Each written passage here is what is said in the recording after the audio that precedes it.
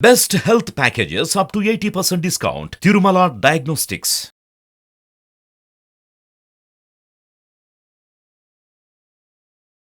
నమస్కారం. సుమన్ టీవీకి స్వాగతం. ఈ 2024 ఆంగ్ల నూతన సంవత్సరంలో ద్వాదశి రాశుల వారికి ఏ రకంగా ఉండబోతుంది? ఏ గ్రహాలు ఏ స్థానాల్లో ఉన్నాయి? వాటి ప్రభావం ఏ రకంగా ఉండబోతుందనే విషయాన్ని తెలియజేసేందుకు మనతో పాటు ఉన్నారు జ్యోతిష్య రత్న, జ్యోతిష్య చక్ర వైభవ నిపుణ డాక్టర్ రాళ్ళుపల్లి రవికుమార్ గారు. గురుగారు నమస్కారం అండి. నమస్కారం. గురుగారు, ద్వాదశ రాశుల వారికి ఏ రకంగా ఉండబోతుందో తెలుసుకునే ముందు ఈ సంవత్సరం అంతా ఏ గ్రహాలు ఏ స్థానాల్లో ఉన్నాయో తెలియజేస్తారా? తప్పకుండా. శరదిందు సమాకారే పరబ్రహ్మ స్వరూపిణి వాసరాపీఠ నిలయే సరస్వతి నమోస్తుతే.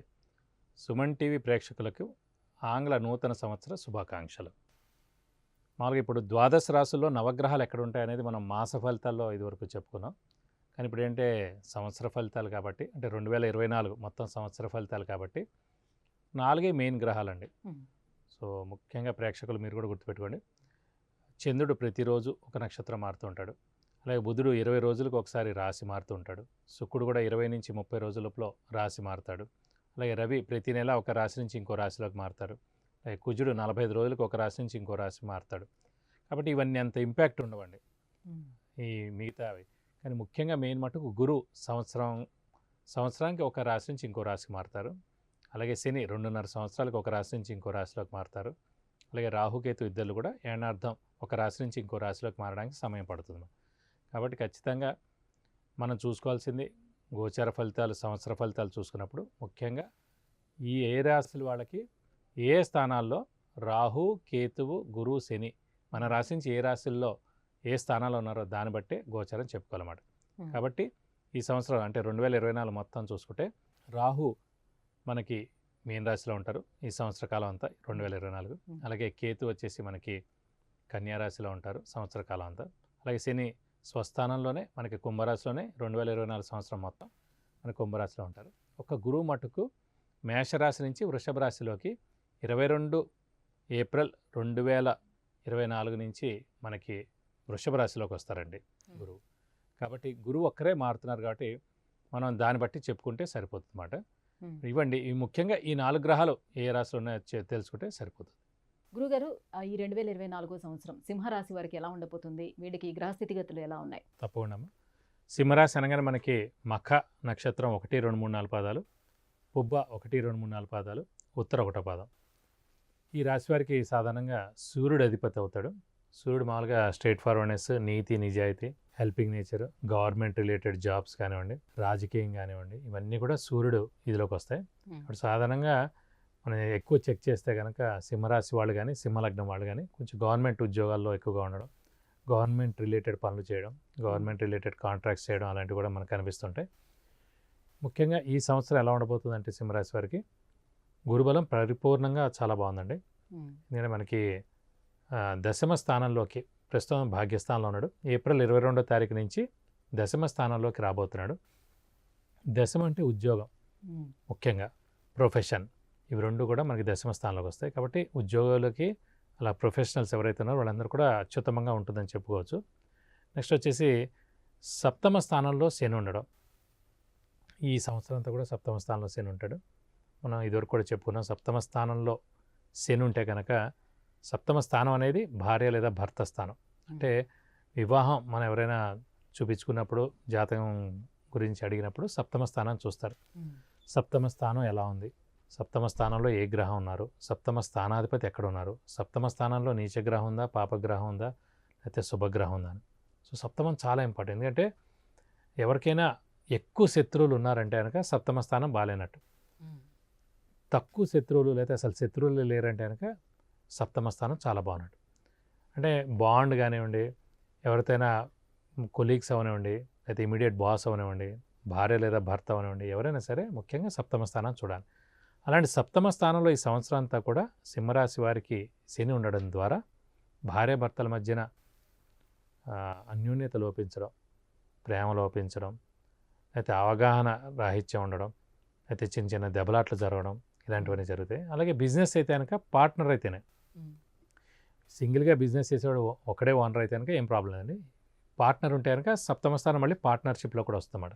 సో ఆ పార్ట్నర్తో గొడవ ఉండడం, లేకపోతే వాళ్ళు పార్ట్నర్షిప్ బ్రేక్ చేసుకోవడం, లేకపోతే ఒకరి మీద ఒకరికి అనుమానం రావడం, ఇలాంటివన్నీ కూడా జరిగేందుకు అవకాశాలు అనమాట. ఈ సంవత్సర కాలం అంతా కూడా అలాగే ఉంటుంది అక్కడ.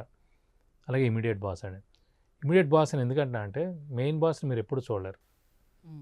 ఫర్ ఎగ్జాంపుల్ మీరు ఉన్నారు, మీరు సుమన్ టీవీకి పనిచేస్తున్నారు. సుమన్ సార్ని మీరు నెలకు ఒకసారి చూడగలరు, అయితే ఆయనతో మాట్లాడాలంటే ఒక 5 నిమిషాలే మాట్లాడగలరు.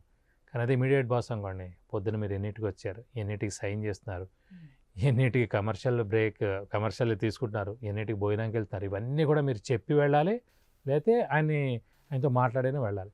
సో 8 గంటల సేపులో 4-5 గంటలు ప్రతిరోజు మీకు ఇమీడియట్ బాస్ తోటే పని ఉంటుంది.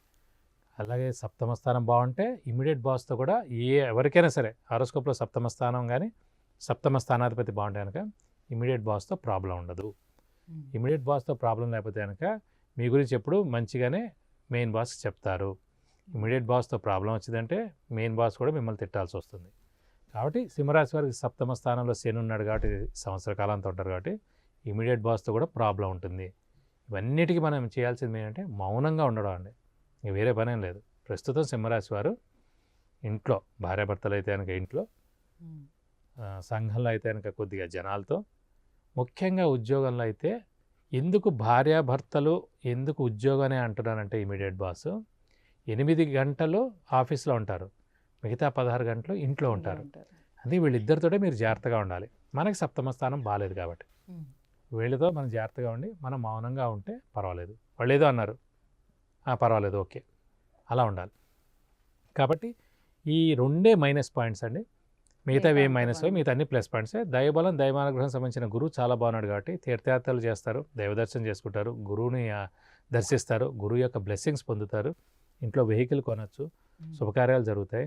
అది కాకుండా మంచి ఐటమ్ ఏదైనా సరే, ఎప్పటి నుంచి అనుకున్న ఐటమ్ ఏదైతే ఉందో కూడా ఖచ్చితంగా కొత్త ఐటమ్ కూడా మీరు ఇంట్లో కొంటారు. అలాగే విద్యార్థులు కూడా ఏ రకంగా ఉందో తెలియజేయండి. ముఖ్యంగా విద్యార్థుల కంటే కనుక గురువు చాలా బాగున్నాడు కాబట్టి గురువు జ్ఞానాన్ని కూడా కారకుడు, విద్య కూడా ఇస్తాడు కాబట్టి విద్యార్థులకి సువర్ణ అవకాశాన్ని చెప్పుకోవచ్చు. వాళ్ళు గట్టిగా ప్రయత్నిస్తే మంచి ర్యాంక్ కానీ సీట్ కానీ సంపాదించడం, అంటే ఫారెన్ వెళ్ళి చదువుకోవడం, ఫారెన్లో ఉద్యోగం రావడం కానీ, ముఖ్యంగా చదువు రీచ్ అయితే కూడా మంచి ర్యాంక్ సాధించడం, మంచి యూనివర్సిటీలో సీట్ సాధించడం ఖచ్చితంగా జరిగేందుకు అవకాశాలు ఎక్కువగా ఉన్నాయి. సో వాహన యోగం ఉన్నది అని అంటున్నారు. At the same time accidents లాంటివి కూడా ఏమైనా ఉన్నాయా? వాహన యోగం ఉండడం గల కారణం గురుబలం చాలా బాగున్నాడండి. యాక్సిడెంట్స్ కారణం అష్టమ స్థానం. అష్టమ స్థానం అనేది మరణం, యాక్సిడెంట్స్, ఆయుష్ స్థానం. కాబట్టి అష్టమ స్థానంలో ఈ మామూలుగా యాక్సిడెంట్ జరగాలంటే కుజరాహుల కలయికతో జరుగుతుందండి. ఓన్లీ కుజుడు ఒక్కడే యాక్సిడెంట్ చేయడు, కుజుడు రాహు కలిస్తేనే చేస్తాడు. కుజుడు నీచలో ఉన్న, కుజశనులు కలిసి ఉన్న, కుజరాహులు కలిసి ఉన్న, కుజుడు 6, 8, 12 స్థానం, ఇలా చాలా ఉన్నాయి దానికి చూడాల్సింది. గోచారిత్య రాహు వచ్చి మన జాతకంలో ఉన్న కుజుడిని కలిసినప్పుడు అయనార్థం సమయంలో యాక్సిడెంట్ జరగచ్చు. కానీ ప్రస్తుతం అష్టమ స్థానంలో యాక్సిడెంట్ స్థానం, మరణ స్థానం, ఆయుష్ స్థానంలో రాహు ఉన్నందుకు యాక్సిడెంట్ జరిగేందుకు అవకాశాలు ఎక్కువగా ఉన్నాయి. అదే వాళ్ళ జాతకంలో, సింహరాశి వాడి జాతకంలో కుజుడు చాలా బాగున్నా, అయితే శుక్రుడు చాలా బాగున్నా, చతుర్థ స్థానం చాలా బాగుంది అనుకోండి, ఏం జరగవు. కానీ గోచారిత్య సూచిస్తోంది ప్రమాదం జరగచ్చు. అనుకోకుండా మీరు ఓనర్ అండి, ఆ బండికి మీ బండి ఎవరో మీ ఫ్రెండో మీ చుట్టమో తీసుకెళ్ళాడు, కానీ మీకు జరిగేది ఉందంటే మీ పేరు మీద ఉంది కాబట్టి ఆ బండికి జరగచ్చు, మీకు జరగకపోవచ్చు. కాబట్టి సేఫ్గా డ్రైవింగ్ చేయడం ఉత్తమం. డ్రైవర్ ఉంటే ఇంకా సేఫ్గా వెళ్ళడం ఉత్తమం. అయితే అనవసరంగా ఇలాంటివన్నీ జరిగేందుకు అవకాశాలు ఎక్కువగానే చెప్పుకోవాలి. వివాహ యోగం ఏమన్నా ఉంటుందా? వాళ్ళు ప్రయత్నాలు చేసుకోవచ్చా వివాహం కాని వాళ్ళు? తప్పకుండా అండి, ఎందుకంటే దశమ స్థానంలో గురువు చాలా బాగున్నాడు కాబట్టి దైవబలం దైవానుగ్రహం గురు బలం పరిపూర్ణంగా ఉంది కాబట్టి గట్టిగా ప్రయత్నిస్తే తప్పకుండా వివాహం అవుతుంది. ఏదైనా సరే మానవ ప్రయత్నం ఖచ్చితంగా ఉండాలి. అలాగే చాలామంది అంటుంటారు ఇంటికి వెళ్ళినప్పుడు, ఎప్పుడు పెళ్లి చేస్తావు మీ అమ్మాయికి అని. అలా అనే లోపలనే తండ్రి అన్నాడు అండి, తల్లి వెంటనే అంటుంది, ఇంకా ఏం వయసు వచ్చింది, ఇంకా ఇప్పుడైనా ఎప్పుడో చూద్దాం, ఇప్పుడు అసలు అవసరం లేదేదో అంటామండి. ఎప్పుడు అలా అనకూడదండి. తదాస్తు దేవతలు రెడీగా ఉంటారన్నమాట, మీరు అనగానే అది ఆప్ చేసేయడానికి. ఎప్పుడు శుభమే పలకాలి, ఎప్పుడు పాజిటివ్గానే ఉండాలి. మీరు అనగానే తదాస్తు అని అంటాడు దేవుడు అక్కడ, అంటే ఇంకొంచెం డిలే అయిపోవాలని 1 year 2 years అలా. చూస్తున్నామండి మంచి సంబంధం కుదిరేందుకు చూస్తున్నామండి, జాతకాలు కలవట్లేదండి, 3 పాయింట్లు చెప్తే చాలు అయిపోతుంది. సో ఇది సరైన సమయం. ఇది కాకుండా అమ్మాయికి కానీ అబ్బాయికి కానీ కూడా అండి మనస్ఫూర్తిగా వివాహం చేసుకోవాలని 100% అనిపించిన రోజే వివాహం అవుతుంది. లేకపోతే మనకి 12 సంవత్సరాల్లో గురుబలం అనేది మన రాశి నుంచి 2వ స్థానం, 5వ స్థానం, 7వ స్థానం, 9వ స్థానం, 11వ స్థానం. 12 సంవత్సరాల్లో 5 సంవత్సరాలు బెస్ట్ పీరియడ్. అవి అలా వస్తూ ఉంటే వెళ్ళిపోతుంటాయి, పెళ్లి కాదు. ఆ అమ్మాయి హీరోయిన్లా ఉంటుంది, టాప్ ఉద్యోగం ఉంటుంది, హయ్యెస్ట్ ప్రాపర్టీ ఉంటుంది, ఫాదర్ ఐఏఎస్ ఆఫీసర్ ఉంటారు, కానీ పెళ్లి కాదు. ఆ అమ్మాయి మనస్ఫూర్తిగా రెడీగా ఉండాలి వివాహం చేసుకోవడానికి, అప్పుడే వివాహం అవుతుంది. అలాగే అబ్బాయి అయినా సరే. శని అలాగే మిగతా గ్రహాల అనుగ్రహానికి ఎటువంటి పరిహారాలను మరి పాటించాలి? ఇంకా మనకి మనం అనుకున్నట్టు 7వ స్థానంలో శని ఉన్నాడు కాబట్టి ముఖ్యంగా ప్రతి శనివారం ఉపవాసం ఉండడం, వీలైతే ఒక శనివారం రోజు రక్తదానం చేయడం, అలాగే ఆంజనేయ స్వామిని ఎక్కువగా ఆరాధించడం, విష్ణుమూర్తిని ఎక్కువగా ఆరాధించడం, వీలైతే ఆంజనేయ స్వామి అష్టోత్తరం, విష్ణుమూర్తి అష్టోత్తరం ప్రతిరోజు చదువుకుంటే మంచిది. అలాగే బుధవారం, శనివారం విష్ణుమూర్తి ఆలయానికి వెళ్ళి 41 ప్రదక్షిణాలు అభిషేకం లేదా అర్చన చేస్తే మంచిది. అలాగే మంగళవారం, శనివారం మనం ఆంజనేయ స్వామి టెంపుల్కి వెళ్ళి 41 ప్రదక్షిణాలు చేసి వడమాల కానివ్వండి, అది సింధూర పూజ కానివ్వండి, తమలపాకుల పూజ కానీ చేయిస్తే కూడా చాలా మంచిది. 41 ప్రదక్షిణాలు చేసినా కూడా చాలా మంచిది. ఇంకా ఉధృతంగా ఉందని అనిపిస్తే మటుకు శనిది 19,000 సార్లు జపం చేయించి నల్ల నువ్వులు 200 గ్రాములు దానం ఇస్తే దోషం మొత్తం తొలగిపోతుంది. గురుగారు, ఈ సంవత్సరం అంతా కూడా సింహరాశి వారికి ఎలా ఉండబోతుంది, ఎటువంటి పరిహారాలు పాటించుకోవాలో తెలియజేసినందుకు ధన్యవాదాలు. నమస్కారం. విద్య, ఉద్యోగం, వ్యాపారం, విదేశీయానం, వాహనం, వివాహం, సంతానం, ఆరోగ్యం, ఐశ్వర్యం వీటికి సంబంధించి ఏ విషయాలు తెలుసుకోవాలన్నా కింద స్క్రోల్ అవుతున్నటువంటి నెంబర్కి వాట్సాప్ చేసి గురుగారు అపాయింట్మెంట్ పొందొచ్చు.